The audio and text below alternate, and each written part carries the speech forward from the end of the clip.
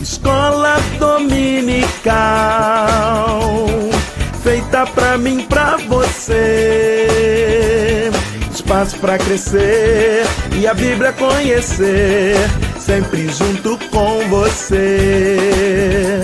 Escola dominical, feita pra mim, pra você. Espaço pra crescer e a Bíblia conhecer, sempre junto com você. Graça e paz a todos que nos acompanham aqui no canal Palavra Viva e Fiel. Vamos para a nossa quinta lição do trimestre, já iniciando um novo mês, novembro de 2024. A promessa de salvação. O nosso texto áudio está em João, capítulo 5, versículo 24. Na verdade, vos digo que quem ouve a minha palavra e crê naquele que me enviou, tem a vida eterna, e não entrará em condenação, mas passou da morte para a vida. A verdade prática nos fala que a promessa da vida eterna é a maior bênção divina para todo aquele que crê em Jesus Cristo. A nossa leitura bíblica em classe está no Evangelho de João, capítulo 3, versículos 14 a 21. Como Moisés levantou a serpente no deserto, assim importa que o Filho do Homem seja levantado, para que todo aquele que nele crê não pereça, mas tenha a vida eterna. Porque Deus amou o mundo de tal maneira que deu o seu Filho unigênito, para que todo aquele que nele crê não pereça, mas tenha a vida eterna. Porque Deus enviou o seu Filho ao mundo, não para que condenasse o mundo, mas para que o mundo fosse salvo por ele. Quem crê nele não é condenado, mas quem não crê já está condenado, porquanto não crê no nome do unigênito Filho de Deus. E a condenação é esta, que a luz veio ao mundo, e os homens amaram mais as trevas do que a luz, porque as suas obras eram más. Porque todo aquele que faz o mal aborrece a luz, não vem para a luz, para que suas obras não sejam reprovadas. Mas quem pratica a verdade vem para a luz, a fim de que suas obras sejam manifestas, porque são feitas em Deus. Antes de passarmos para o comentário da lição, lembre de deixar o seu like, o seu curtir aqui neste vídeo. Lembre também de compartilhar esta ministração com seus amigos, parentes, irmãos em Cristo, nos ajudando a espalhar a boa semente aos corações. A introdução do comentário nos fala que a salvação é um dos mais importantes temas das páginas da Bíblia, pois é a principal promessa de Deus para a humanidade. A doutrina bíblica da salvação leva-nos a conhecer quão grande é o amor de Deus para com o ser humano. É exatamente isso que nos mostra o Evangelho de João no capítulo 3, em que estudaremos a promessa da salvação, sua natureza e perseverança. O primeiro tópico nos fala sobre a promessa da salvação e o primeiro item, uma maravilhosa salvação. A leitura bíblica em classe nos lembra a passagem bíblica do Antigo Testamento em Números, capítulo 21, versículos 4 a 9, que trata de um ato simbólico. A cura física seria uma realidade para quem olhasse para a serpente de bronze no deserto, e teria a maldição, o veneno das serpentes, removido da sua vida. Semelhantemente, o sacrifício de Jesus na cruz do Calvário proporciona redenção para a alma carente de salvação. Dessa forma, o amor de Deus é revelado nas Escrituras de uma maneira que não se pode mensurar, ao ponto de entregar o seu único Filho para salvar aquele que crê. Ou seja, quando Deus providencia para nós a salvação, Ele está nos dizendo de forma indireta: vocês estão perdidos e não conseguem se salvar sozinhos. Essa preciosa promessa traz duas realidades. Primeiro, a de que quem crê não será condenado. Ou seja, quem aceita a salvação está livre da condenação. Segundo, a de que quem não crê já está condenado. Logo, a salvação é um maravilhoso presente de Deus para todos os que creem no seu Filho. Podemos fazer uma comparação com uma pessoa que comete um crime e todos veem que aquele crime foi cometido. Ela foi pega com o produto do roubo ou do furto na sua mão. Há muitas testemunhas, ou seja, aquela pessoa vai passar por um processo criminal, mas ela já entra condenada, porque todas as provas são contra ela. Porém, a lei, no caso daquele crime, permite que se faça um acordo com a justiça. Você não será condenado se cumprir algumas condições: pagar cesta básica, prestar serviços à comunidade, enfim, várias outras obrigações que não são uma pena, mas uma prestação alternativa. A pessoa resolve aceitar aquele acordo. Ela poderia não aceitar, mas se ela não aceitar, ela já está condenada, porque ela já entrou no processo condenada. O processo, no caso dela, vai ser uma mera formalidade para sacramentar a sua condenação. Ela já está condenada ao começar o processo, porque todas as provas são contra aquela pessoa. Então, ela tem a liberdade de escolher ficar com a condenação e escolher fazer um acordo com a justiça para se livrar da condenação. Pois bem, com Deus é um pouco parecido. Nós já estamos condenados, nós já nascemos condenados. Nós não nos condenamos por alguma coisa que a gente faça durante a vida. Nós já nascemos condenados, independente do que fizermos. A única maneira de nos livrarmos dessa condenação é fazermos um acordo com Deus. E esse acordo é recebendo Jesus Cristo pela fé em nossas vidas.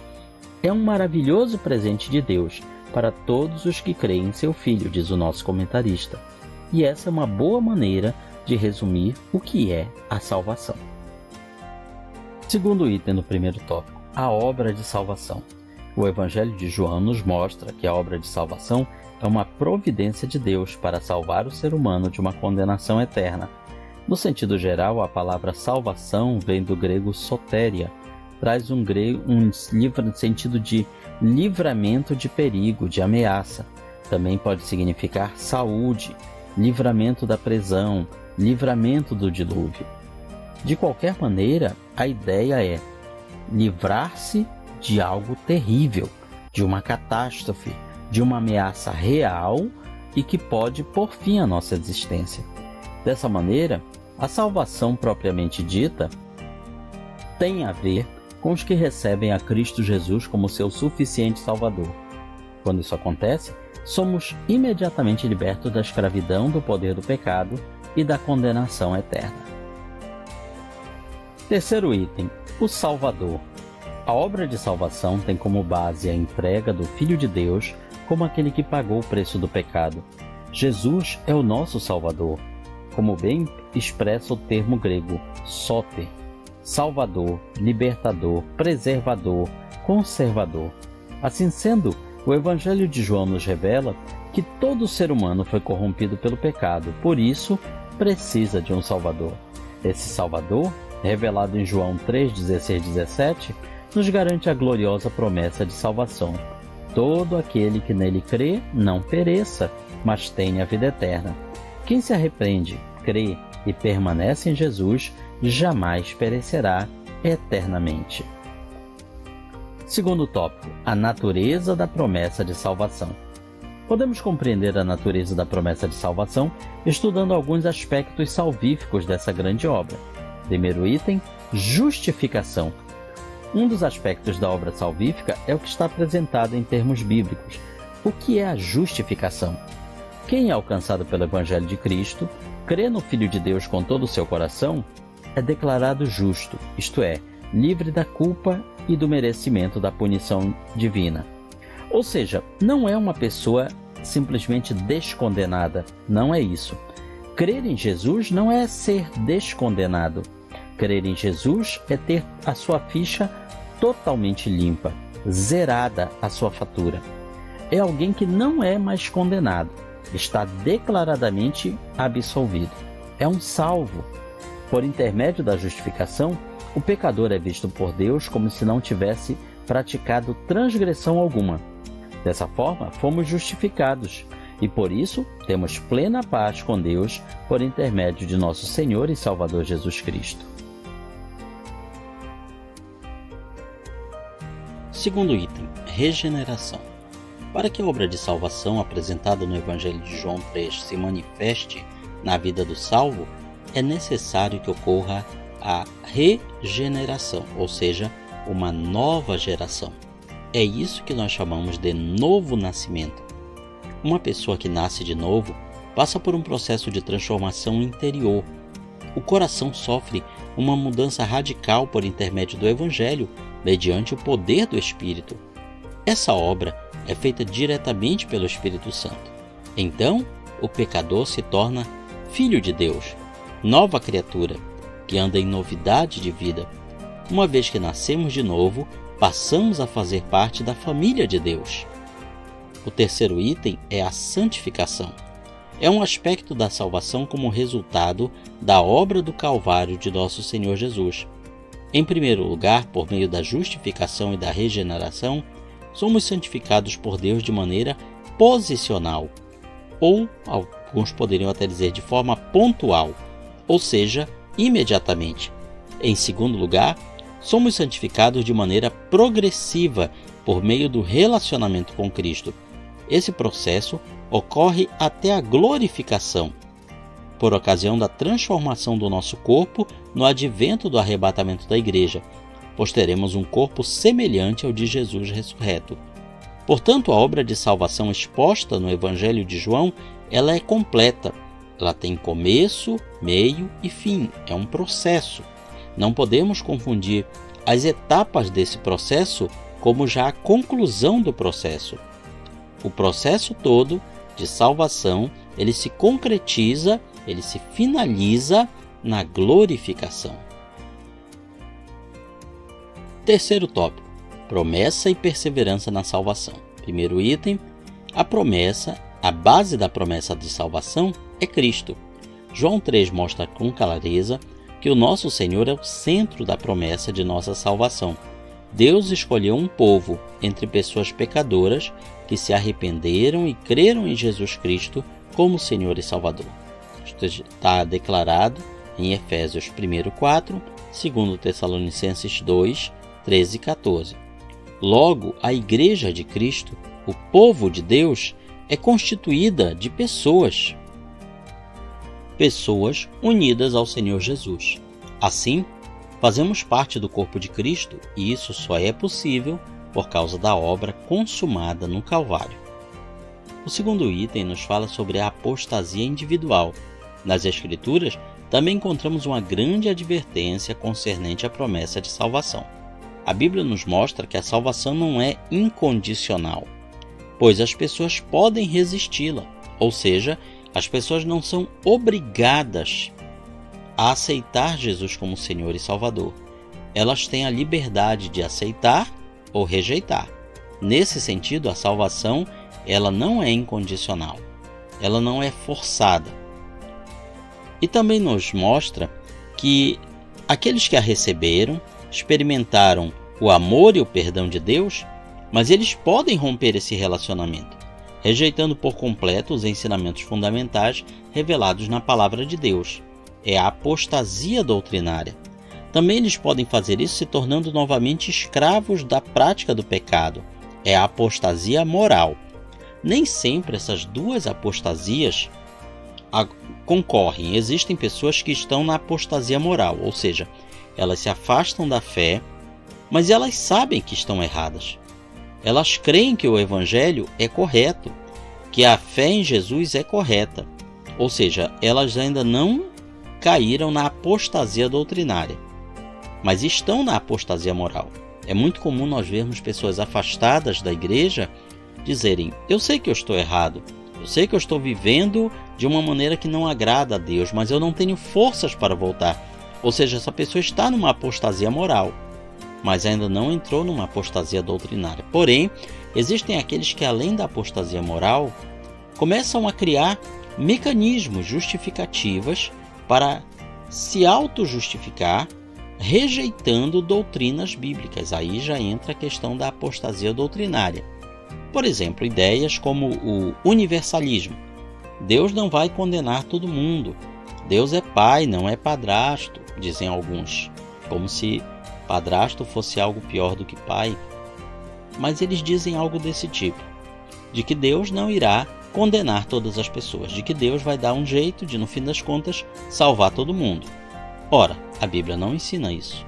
Portanto, uma pessoa dessas, ela já caiu na apostasia doutrinária para justificar a sua apostasia moral. E por que apostasia? Apostasia é uma palavra grega que significa afastamento, partida, retirada. Não significa necessariamente afastamento da fé. A palavra apostasia, ela aparece várias vezes no Novo Testamento com o sentido de afastamento físico. Porém, ela tem um sentido secundário, que é de afastamento espiritual. É uma rebelião contra Deus. É um abandono proposital da fé que uma vez nos foi entregue. É a pessoa despregar tudo aquilo que pregou. Há diversos registros bíblicos que confirmam essa possibilidade. Portanto, várias vezes nós encontramos, principalmente no Novo Testamento, um alerta.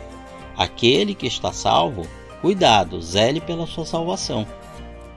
Portanto, a ideia de que, uma vez salvo, sempre salvo, não é correta. Se a pessoa não vigiar, não orar, não cuidar da sua salvação, ela pode sim perder a sua salvação. Não por causa de Deus, mas por causa dela própria. O terceiro item nos fala sobre a promessa e a segurança da salvação.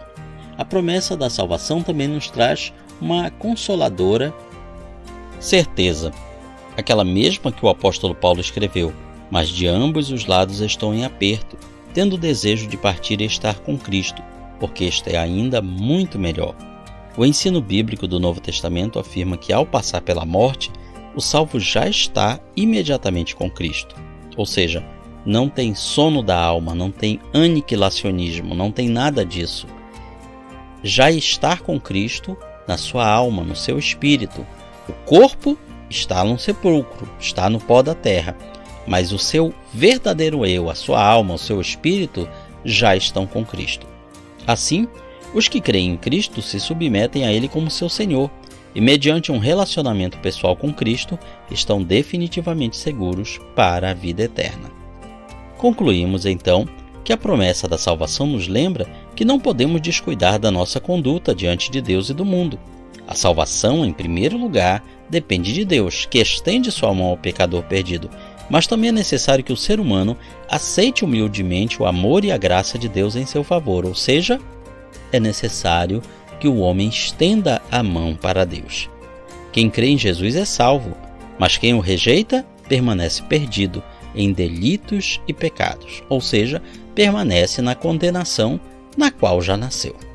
Aqui está, portanto, um resumo da nossa quinta lição, revista CPAD Adultos, e na sua escola dominical você vai aprender muito mais. Comente, curta, compartilhe este vídeo, nos ajude em oração, nos ajude também semeando a boa semente neste grande campo missionário que é a internet. Que Deus nos abençoe.